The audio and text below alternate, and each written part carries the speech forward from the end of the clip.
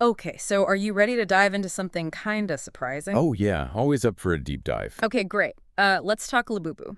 Labubu. Yeah, I think most people listening are probably familiar. Maybe they have some Labubus themselves, those little monster toys. Yeah. Yeah, they're everywhere these days. But the thing that really fascinates me is, if you look at the very first Labubu designs, Hmm. they are like kind of uglier, right? Yeah. I don't know if I'd call them cute. You would look at them and be like, Yeah, exactly. Yeah. So how did we get from like kind of ugly to Blackpink's Lisa being a super fan? Yeah, that's the question, right? That is the question. Like how did that happen? And that's what we're going to try and unpack in this deep dive. Yeah. And I got to say, like, I was doing the research for this, and it's a much more interesting story than I thought it would be. Oh, yeah, for sure. Like, we're talking high fashion, we're talking politics. It's global. It's global. Yeah, Yeah. Labubu has infiltrated Yeah. every corner of the world. Right. So to get us started, maybe for people who aren't super familiar with Labubu yet, let's start with the basics. Like, where did this little monster even come from? Well, Labubu is the creation of a Hong Kong artist named Kazing Lung. Okay. But here's the thing, he was actually born in the Netherlands. Oh, wow. I did not know that. Yeah, and his designs, they're super rooted in Nordic fairy tales. That's so interesting. Yeah, so it's not like cutesy cartoon vibes like you might think when you first see Labubu. Right. It's more like those kind of impish creatures you find in folklore. Like those little mischievous monsters hiding in the forest. Exactly. Yeah, there's a bit of a darker edge to it. Oh, I like that. Yeah, me too. So, like a magical world, but maybe not all sunshine and rainbows. Yeah, a little bit more of a like mysterious vibe. Okay, I'm into it. Yeah, so even Labubu's design itself, it's evolved a lot over time. Oh, really? Yeah, so originally Kazing Lung was doing Labubu illustrations. Okay. And those early versions, they were definitely more on the unconventional side, let's say. Oh, so even more. Even more like out there. Okay. Maybe even a little rough around the edges visually. Uh-huh. But then in 2019, Labubu made its debut as a Peapod Mart figure. Okay. And you can see a shift in the design right away. Yeah. It became more refined. It's more that cute aesthetic that we associate with Labubu now. Okay, that makes sense. So we've got this evolution from like illustration to collectible figure, and the design is kind of softening a little bit. Exactly. But how does Labubu go from, niche collectible to like global phenomenon? Well, you can't talk about Labubu's success without talking about the Blackpink effect. The Blackpink effect. Yeah, Lisa, one of the members of the group, she is a huge Labubu fan. I mean, everyone knows that, right? It's true, and that's had a huge impact on his popularity. Yeah, she's not just like a casual fan either. She's like, Oh, no, she's all in. yeah, she's got like plushies and bag charms. She's posting about it on Instagram all the time. It's like a genuine love. It seems like it. Yeah. And her fans have really picked up on that, too. Oh, yeah, they're always gifting her Labubu figures at concerts and events. Right, it's almost like she's become this unofficial brand ambassador. Yeah, whether she meant to or not. Exactly. It's pretty amazing how that can happen. Right, celebrity endorsement is powerful, So powerful. especially when it seems authentic. Yeah. Okay, so we've got this unique fairy tale inspired design. We've got K-pop stardom. Like, that's a recipe for success, right? For sure. But I feel like there must be more to it. Yeah. What about the world Labubu inhabits? Like, is there more to it than just this one little guy? Well, you're right. It's not just a one-monster show. Labubu is actually part of a bigger series called The Monsters. Oh. Yeah. And it was all created by Kazing Lung. Oh, wow, okay. And every character in the series, just like Labubu, draws inspiration from that Nordic folklore that we were talking about.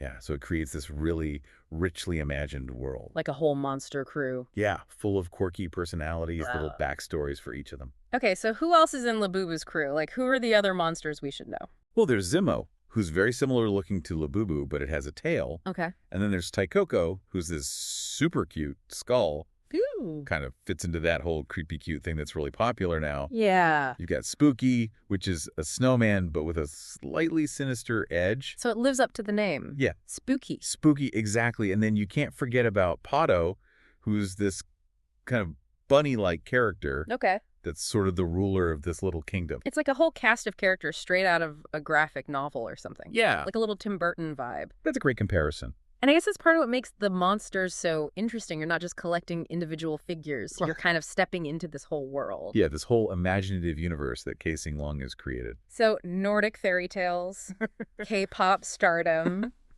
a whole cast of quirky characters. Like, Labubu is killing it. But Yeah.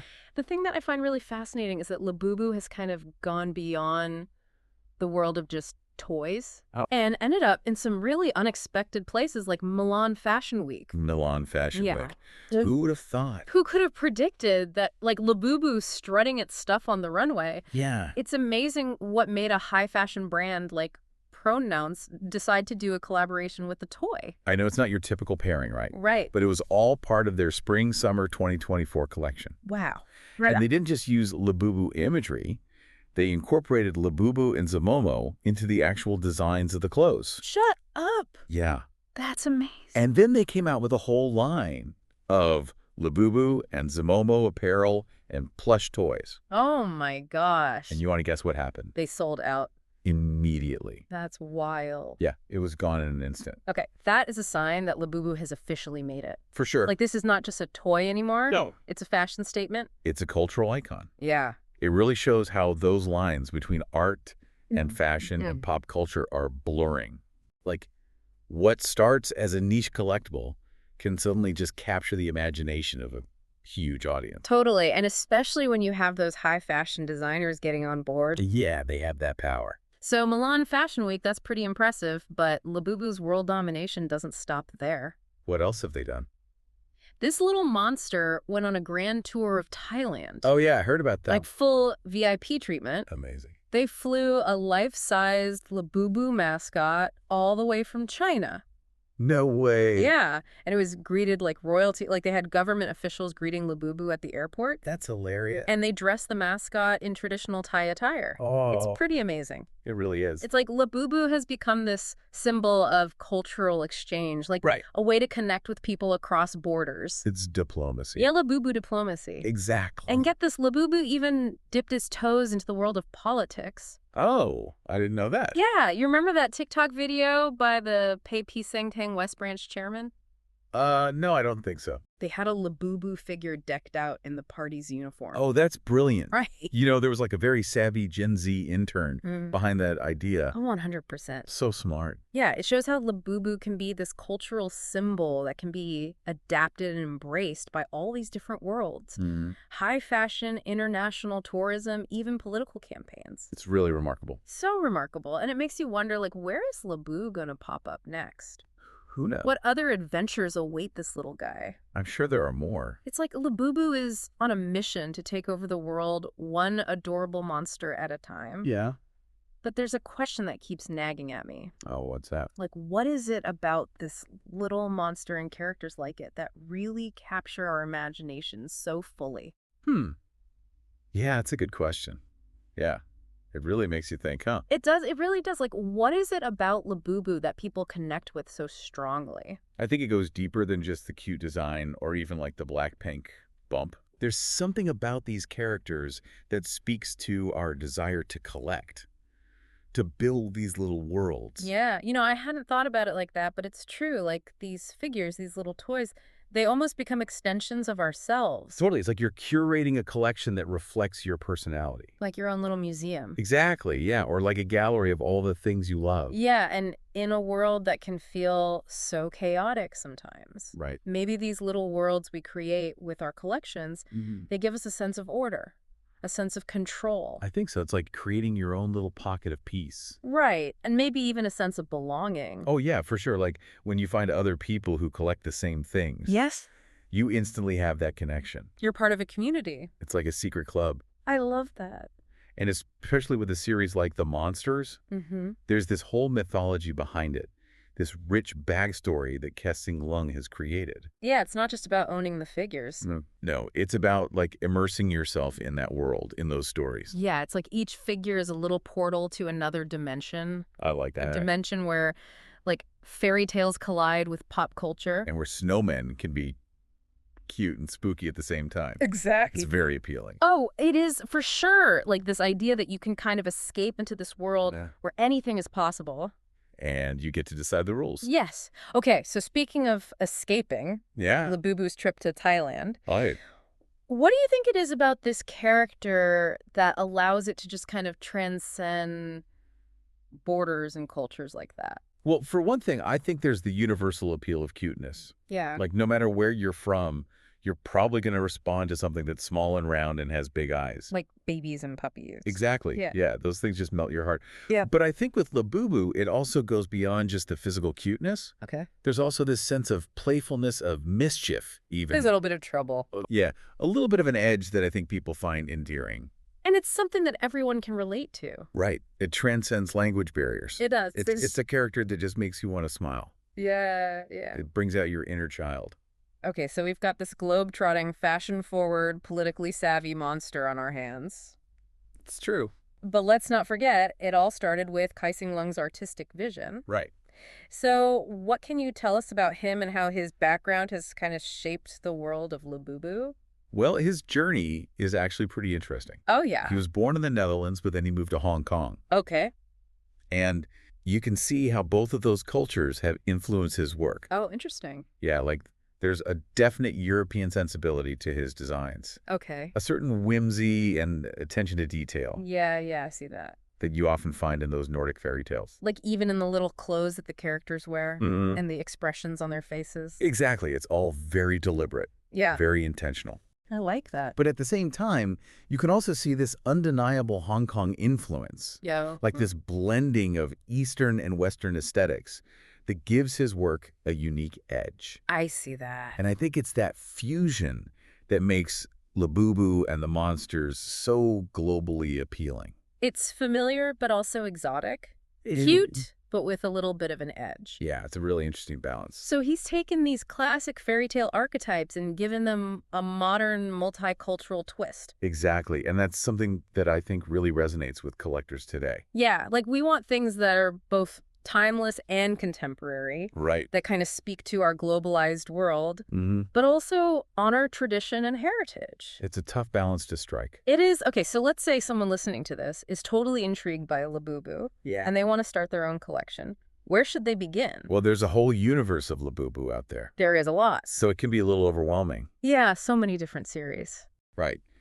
But I think a great starting point is the exciting Macaron series. Okay. It's really visually striking. Oh, it's so cute. Yeah, with Labubu and all its friends dressed up as these colorful macarons. Who can resist a monster dressed as a macaron? Exactly. And it really captures that playful spirit of Labubu. It's definitely a crowd pleaser. Yeah.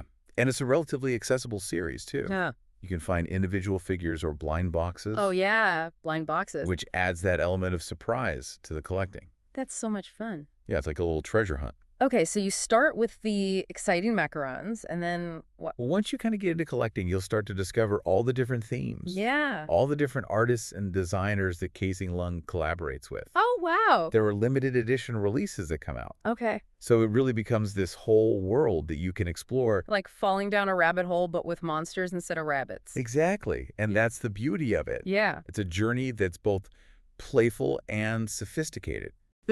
Accessible, but endlessly fascinating. I like that. Yeah. So we've talked about Labubu's origins, its rise to fame, its artistic influences, its global adventures, its political aspirations. But there's one question that keeps coming back to me. Okay. And it's a question I want to pose to our listeners. Like, what is it about Labubu and characters like it that speaks to us on such a deep level?